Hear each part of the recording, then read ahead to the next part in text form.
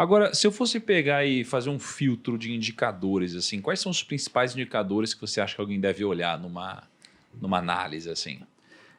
Depende um pouquinho da empresa, do Tá, setor, mas tem alguns que eu gosto muito. O principal deles é o lucro e que você acaba tendo a derivada do preço-lucro, né, do PL, né? tá. Porque tudo depende do preço que você está pagando em relação ao lucro. Não interessa se a empresa lucra 1 bilhão ou 10 bilhões, enfim. Interessa quanto que você está pagando, quantas vezes o lucro. Então, o PL é um indicador importante. A gente gosta de fazer na Revesta alguns backtests. Assim, se eu olhasse só para um indicador e comprasse todo ano uma carteira com os menores PLs da bolsa, né? Aquelas empresas que estão negociando a 3 vezes lucro, 4, 5, quase todos os anos você ia ter um desempenho melhor do que o Ibovespa. Então, é um indicador Mas que a faz algum gente... outro filtro ou só o PL mesmo, assim, Só nesse esse estudo? sozinho funciona. Aí Aí só Ibovespa ou mercado coloca mesmo? o mercado todo com o mínimo de liquidez. Tá. O indicador que funciona historicamente no Brasil muito bem é o dividend yield. Então, assim, você pega aquelas empresas que têm um dividend yield alto, compra essas empresas, todo ano vamos supor que você rebalanceia, troca as carteiras. Você também vai ter um desempenho muito diferenciado. E é interessante notar, quando você está falando que eu compro uma empresa com bom dividend yield, eu estou falando não para uma série de coisas. Para pagar dividendo, a empresa tem que ser lucrativa. Então, eu já tiro aquelas que não lucram. Para ter um dividend yield alto, o preço não pode ser muito caro, porque às vezes a empresa está lá, a VEG, por exemplo, pagou um bom dividendo, pagou 1% no ano, tá? Um dividend yield de 1%, né? Tem outras empresas, Petrobras pagou um dividend yield para mim nos últimos 12 meses, tá? Da ordem de 50% sobre o valor de mercado. Você olha também muito para empresas que têm uma consistência nesse dividend yield, quer dizer, empresas que estão sempre gerando lucro e distribuindo. Agora, é lógico, eu prefiro uma empresa que me dá um dividend yield alto com um payout baixo do que uma empresa que dá um dividend yield alto distribuindo 100% do lucro.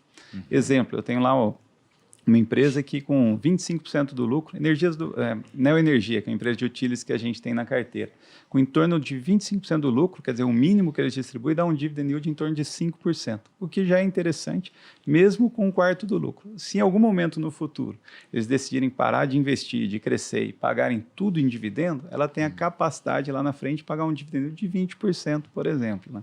Que é diferente de uma empresa ter um dividend yield de 6%, mas ela está distribuindo 100% do lucro. Quer dizer, é só isso, pronto e acabou. Né? Então, tudo isso, quando a gente vai analisar uma empresa, não tem jeito como fugir. É um mosaico, você vai olhar para várias coisas, vai tentar compor esse quebra-cabeça e para escolher a empresa. Né? Infelizmente, eu não encontrei um indicador, uma bala de prata, enfim.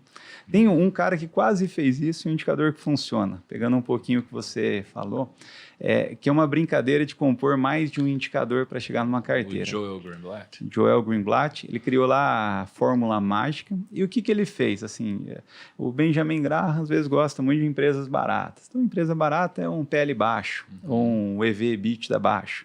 Então, ele fez uma listinha dessas empresas baratas. Do outro lado, o Buffett, alguns investidores gostam também de um negócio rentável. Então, do outro lado, ele colocou um ROI, um retorno sobre o patrimônio alto, um retorno sobre o capital empregado alto, um ROIC. Aí ele deu uma nota para esse indicador, deu uma nota para esse e somou. E viu as empresas que se saem bem nos dois indicadores e colocou lá embaixo.